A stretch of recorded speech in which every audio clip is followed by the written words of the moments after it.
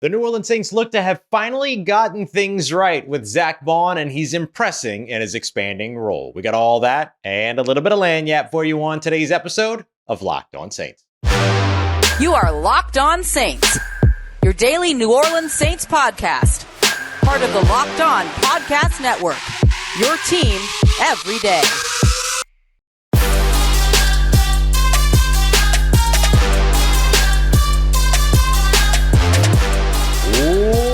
What is good, Who Dat Nation and Who Dat family? Welcome into another episode of Locked On Saints, your daily podcast covering your favorite team, the New Orleans Saints. Part of Locked On Podcast Network, your team every day. Thank you to all you everydayers out there making Locked On Saints your first listen of the day every day. Don't forget you can subscribe and follow always for free on YouTube or wherever you get your podcasts so you never miss the latest episodes. And if you want to keep the conversation going, take part in our exclusive film studies, Q&As, and much more, you can become a Locked On Saints insider today by simply texting Who Dat to 504-285-7473. As always, I'm your host, Ross Jackson, at Ross Jackson Nola on your favorite social media, your New Orleans Saints expert, credentialed member of the media, Saints News Network, Tuesdays in the Locked On NFL podcast, and here with you every single Monday through Friday on Locked On Saints. Today's episode of Locked On Saints brought to you by our friends at PrizePicks, the easiest and most fun way to play daily fantasy sports. Head over to prizepicks.com/LockedOnNFL today and enter the promo code LockedOnNFL in all lowercase to get a first deposit match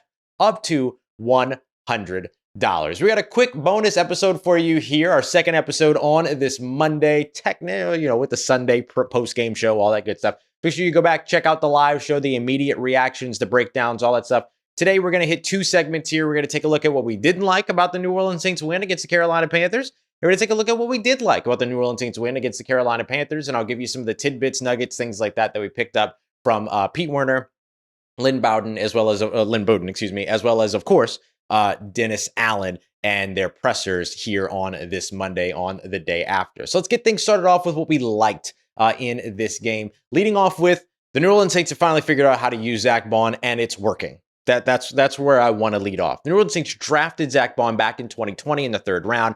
Many considered him as a first-round prospect. Ended up dropping in the third round. The Saints loved him going into that draft. They get him in the third round. But this is a guy in his rookie year, his senior year, his last year in college at Wisconsin, who had 12 and a half sacks, 19 and a half tackles for a loss. He was a guy that was wreaking havoc for quarterbacks and opposing players in backfields. That's what his role was. The Saints, and remember, this wasn't a Dennis Allen-led New Orleans Saints team. This was a Sean Payton-led Saints team at this time. Got all excited about moving him to off-ball linebacker, and in doing so, took him entirely out of the game that he should have been playing for the past 3 seasons and 11 games, right? Up until here recently, up against the Detroit Lions, he saw 9 pass rushing snaps, which tied his career high from the earlier part of the season against Jacksonville. In the game yesterday, in the win against the Carolina Panthers, he had 24 pass rushing snaps. 24. And around 16 of those came on third downs or fourth down. So they really trusted him in those sub-package, get after the quarterback, go and disrupt type of roles or with those types of responsibilities. And it worked. He didn't have a sack in this game, but he had a pressure and he had a hit. And in both circumstances, he forced either an errant throw on a fourth down, which ended up being a turnover on downs because Bryce Young just kind of launched it in between 3 Saints defenders and came up nearly 10 yards short of the receiver that he was targeting on that play. And then at another point in the red zone, forced on third down a throwaway, which led to a field goal. And that was also, by the way, a drive that got set in place because Paulson Adebo made a tackle at like the 1 yard line, and then the Saints eventually got a sack, got that third down stop, and forced a field goal. That's why you never give up. That's why you defend every blade of grass. That's why you make them snap it again. That's why you do that. So I loved seeing that from Zack Baun, and I just like seeing the way that things are going for him so far since the New Orleans Saints have kind of elevated his role as a pass rusher. And there's a couple things that have led to that. The injuries along the defensive line have certainly factored in. Peyton Turner's been on injury reserve. Maybe he comes back in the next couple of weeks. We'll see. Isaiah Foskey hasn't been able to get back out on the field. He's been dealing with that quadriceps injury, which he re-aggravated, was again inactive against the Carolina Panthers. Cam Jordan played a very reduced role in this game while he's managing his injury as well. Thankfully, he hasn't had to miss a game yet, but he's had a reduced role. And a guy like Zack Baun's been able to come in, particularly in those sort of, oaky fronts to where you see the 3 down linemen, a Zack Baun on the outside, 2 linebackers up the middle, and a safety on the other side. Some drop in the coverage, some rush the passer. Zack Baun has rushed the passer, and he has impressed in doing so. Let's not forget that he also had a sack last week. But one of the things that Dennis Allen ended up highlighting was that not only is it his impressing in the role, not only is it the injuries or are the injuries that have been happening at the position giving him the increased opportunity, but also the Saints have felt comfortable giving him that because of how well Nephi Sewell, number 45, the young kid out of Utah, who was an undrafted free agent just about a year ago and has kind of built up his role. He was the guy that stepped in place of Pete Werner last week against the Lions, played well in that game. Because he's performed so well, the Saints have felt good about taking Zack Baun and saying, okay, go work with the defensive line. I couldn't say it during the week, but I can say it now. Zack Baun was working with the defensive line for a portion of last week's practice. And so that's pretty significant that your guy, Nephi Sewell, that's come in here and has kind of made such an impression that you're able to now get the right impression of a Zack Baun who's effectively struggled in this system. He's given up in 2021, 22, and 23, the highest or best passer rating to opposing quarterbacks in coverage. He's combined allowing only, I think it's an 80, or not allowing, but surrendering an 84.6% completion percentage when targeted since his rookie year. Easily cumulative, the highest out of the position group. That's pretty big. And so now being able to see him not have to struggle through that role and instead be able to do the thing that comes so naturally to him, which is rush the passer and be an impact when it comes to those mobile quarterbacks. Bryce Young rushed 3 times for 40 yards. 2 of those rushes came with Zack Baun on the field. One of them was a 21-yard rush, which went to the opposite side of the field. The other was merely an 8-yard gain where he actually helped track him down along with a couple of other defenders. So you can see the impact that a guy like Zack Baun has, forcing throwaways, getting sacks like he did last week, limiting a little bit in terms of those running quarterbacks coming his way. He's had a positive impact, and it's big. So we'll see. We'll see how much he gets to continue to do it. But according to Dennis Allen in today's presser, with Nephi Sewell stepping up, he feels very comfortable having Zack Baun take that role, and he feels very comfortable with Zack Baun continuing as a pass rusher because of what he's done so far as well. I want to highlight the 3 rookies that played in this game as well as something else that we liked from this game. A.T. Perry, the wide receiver, had the big 44-yard catch, big moment for him. You saw Jordan Howden play remarkably well in this game, coverage downfield, but also in the run game, had a sack, which was also the fumble that was recovered by Pete Werner midair.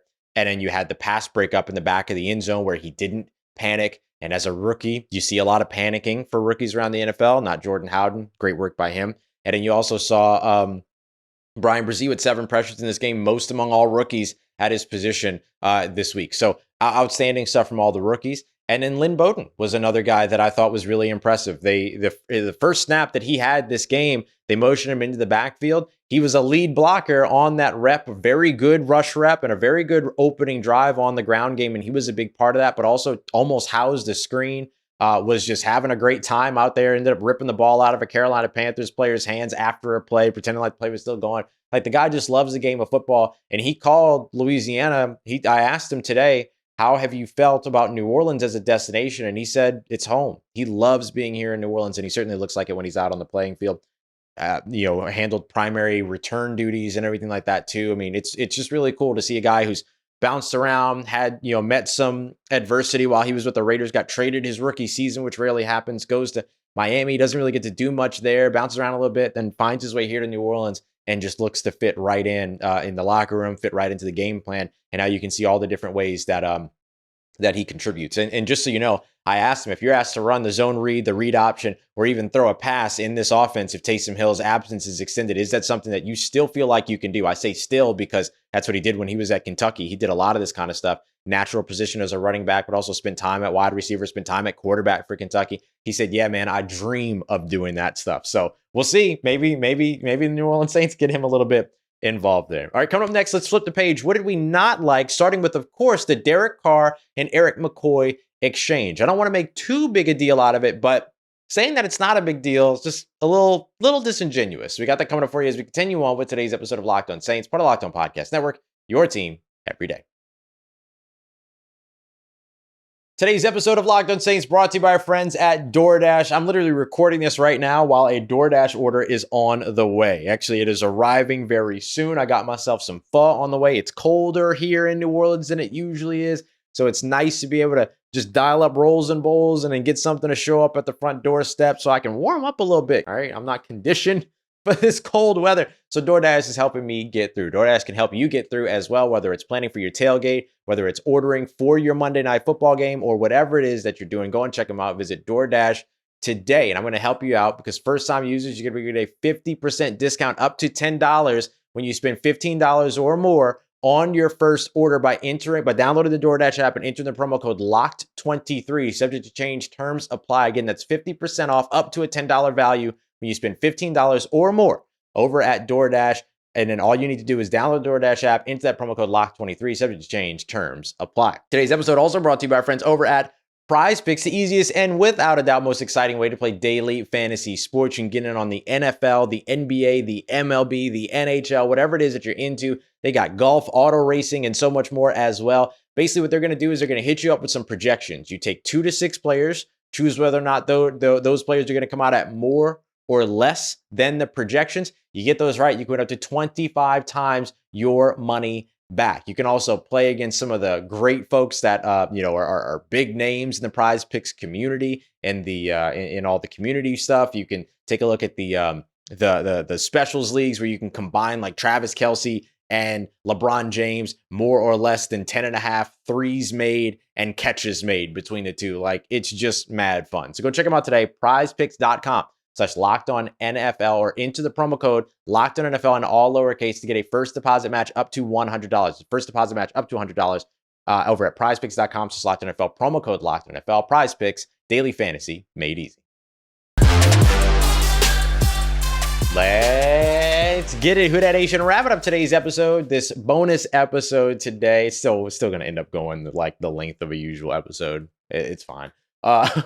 Checking out the things that we didn't like from this game. And really, I've just got 2 things for you that I really want to focus on. These aren't all encompassing. We've got 5 more shows before this week is out. So I'll get to some other stuff that we liked, some other stuff that we didn't like, how to adjust it, all that other stuff. But I want to focus on 2 big things that we didn't like from this game. And the first of which is indeed the Derek Carr and Erik McCoy sort of sideline altercation, or not really sideline altercation, like literally like a back and forth heated exchange, we'll call it, as they were coming off the field.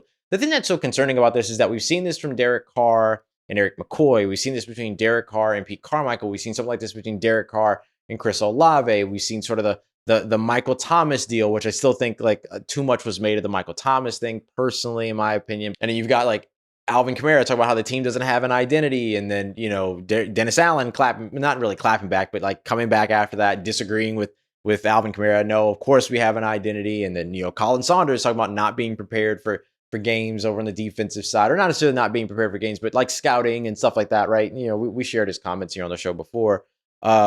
Just sort of like just the number of things permeating right now is a little bit concerning, and some of it is like bubbling up to the top and all that. And look, this is all stuff that goes away when you start to win games, right? So the Saints won a game against the Carolina Panthers. If they play that same game next week against the New York Giants, they probably will lose, right? So you have to be able to come back from that. The thing that I think helped the New Orleans Saints so much is that their average starting field position in this game was their 43-yard line, while Carolina's was within their own 25. That's a massive difference. Like when you're playing with, on average, half of the field already behind you, that gives you a big advantage. We saw the Saints do that, with the against the Green Bay Packers when they went 38-3 or whatever that was. Like those types of games make a big difference. So I didn't like seeing what happened between Derek Carr and Erik McCoy in some circumstances or in some elements. And honestly, in other elements, I kind of dig it too, because last year we talked about how this team had no fight, had no fire. But there's some fight and fire for you there. You'd rather not see it infighting, right? Insular within the organization and stuff like that. So it kind of makes you wonder, like, okay, well, what's happening between closed doors, behind closed doors and stuff like that. So if I'm the New Orleans Saints, and particularly if I'm Derek Carr, I'm looking at like, all right, these next 4 games, like I want to go out there and I want to win, and I want to play some of the best football of my career over the course of these last 4 games, because that gives you an opportunity to stamp your ticket to the playoffs, gives you an opportunity to take your, take control of your destiny moving forward, take control of your own destiny and all that. but then also maybe kind of quiet some of the murmurs and the conversations that are kind of warranted right now. Like, I get it. Like, the Saints are saying everything's all good. Ain't nothing to worry about, nothing to see here. Please move along, and everything. But at the same time, like, no, you know what I mean? Like, no, like it's a part of the story here for the season. Like it or not, it's a part of the story here for the season. But the story's not done being written, right? That's one example, one little snippet of something that we saw. Got the cameras on them. Wish we had the microphones on them. It would have clarified a lot of things, and all that. But no, like, not going to ignore it. Not going to make a huge deal out of it. Not going to make it out to be like, oh my God, the Saints are falling apart and they lost the locker room and there's division and everybody hates blah, blah, blah. But I'm not doing all that kind of stuff because, come on.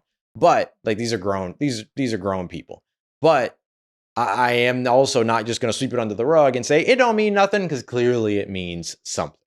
Lastly, the New Orleans Saints offensive line and pass protection is just not good. Like, it's not happening. And I've seen the offensive line get a lot of credit for improving, and I'm still looking for where the improvement is. Like, the issue for me with the New Orleans Saints offensive line so far is that it has been consistently porous, not poor, porous, open, right? And so for me, when I look at that defensive or that offensive line, what makes me nervous about the offensive line is that there has been no level of improvement. Andrews Pete's been fine at left tackle. Ryan Ramczyk's been good at, better than good at right tackle. Erik McCoy's been outstanding. Still some interior stuff going on. But I will say this, they were awesome in the run game, especially early. Like, they did what it was that I was hoping they were going to do, which is go out there and punch Carolina in the mouth. Foster Moreau, Lynn Bowden, both those guys contributing big time as run blockers as well, in addition to other players. In the run game, they set the tone right away to let you know this is what we're doing here today. But in the passing game, still, like, turnstile situations sometimes. Like, they got beat a lot on the offensive line. And the thing that stinks about it so much is that the consistency of the porous play or the open play has been there, right, around 26% or so really throughout the entire season. But then also 20% of snaps, passing snaps. But then also the situations are the same. The pressure on third downs, all these are things, like, these are pivotal moments where you don't need to that's really where you don't want the pressure to come through, right? So the Saints on the defensive side gave up a few of those third and shorts. On the offensive side, they gave up pressure on third downs. These are critical. These are critical things that have to get adjusted. That's why, like, the game plan, if you were to take the game plan going into New York and you were to say, all right, well, if the New Orleans Saints just do an exact carbon copy of what they did against the Carolina Panthers, how will they fare? They lose. They lose to the New York Giants. They lose to the Los Angeles Rams. Like, imagine that level of offensive line play against Aaron Donald in 2 weeks off a short week. Not great, right? Like, a little bit concerning. So that's still something that I would love to see, like, greater improvement from, but we'll see how the New Orleans Saints end up kind of figuring all that out. It is still really interesting to me, too, that when Andrews Pete got hurt or had an equipment thing, whatever it was, and he had to come off the field for a few snaps against the Detroit Lions, they put Landon Young in at his place at left tackle, not Trevor Penning. That was still very telling to me about where Trevor Penning must be in terms of development or whatever. Like, is he really that far? Or is it a thing? And if he's that far behind, how much is he being hurt by not getting snaps right now and all that? Like, I don't know. It's interesting. Like, I know that the Saints made the move at left tackle to try to improve their offensive line, but did they really improve their offensive line? I don't think you can convince me of that. Doesn't mean that I'm right. Doesn't mean that you're wrong. Doesn't mean that I'm wrong. Doesn't mean that you're right. I just can't be convinced with what I'm seeing so far that that's really what you want from your offensive line in pass protection, specifically in pass protection. I see the strides in the run game.